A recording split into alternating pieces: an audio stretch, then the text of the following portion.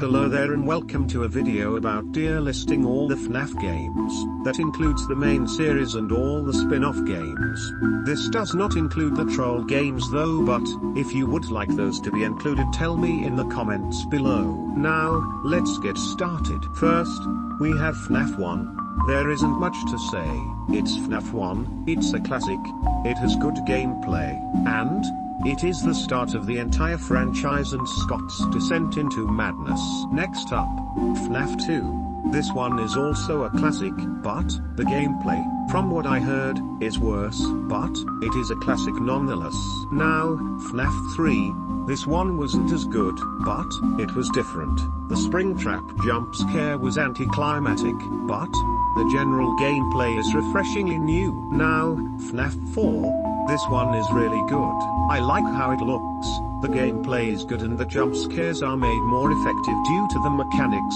My only issue is that said mechanics aren't really explained to you due to the lack of phone guy. Now, FNaF World. It's FNaF World. Also it has some of the best music in the entire franchise. Next, FNaF Sister Location. Gameplay is limited but it brings some of my favorite environments and designs in the entire franchise. Next, FNaF Pizzeria Simulator. Having the achievement and ending system like with the FNaF World trophies is a really neat addition. Now, FNaF Ultimate Custom Night. There isn't that much replayability apart from finding secrets and beating 50-20 mode, but apart from that it is a great game. Now, FNaF VR. It was revolutionary, and it was the first FNaF game developed by Steel Wool.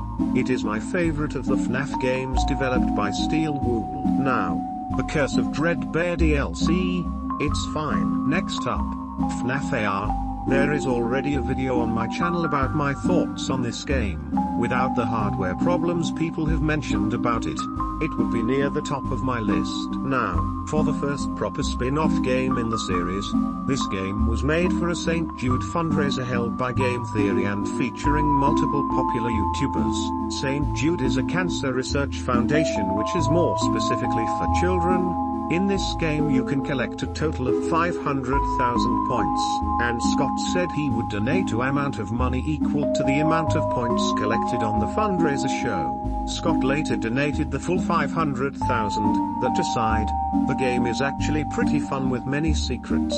The only drawback is that the controls are a bit hard to get the hang of. After that came Fury's Rage, which is a side-scrolling beat-em-up game that Scott Cawthon made as an apology for Security Breach being delayed again. It's fine but it can get quite repetitive after a while. Now we have Security Breach.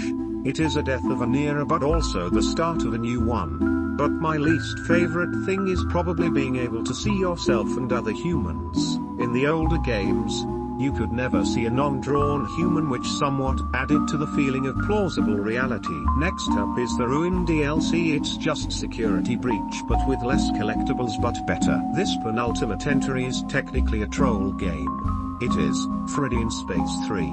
Chaka in Space. It is just a worse version of Freddy in Space that is a mix of Freddy in Space 1 and 2. Melted Time Cells is pretty good though. And the final game on this list is Help Wanted 2. Although it is better than Help Wanted 1, I prefer Help Wanted 1's atmosphere more. And there it is, my completed tier list. Tell me in the comments if I should add anything to it. Now, please like and subscribe if you haven't already. Goodbye.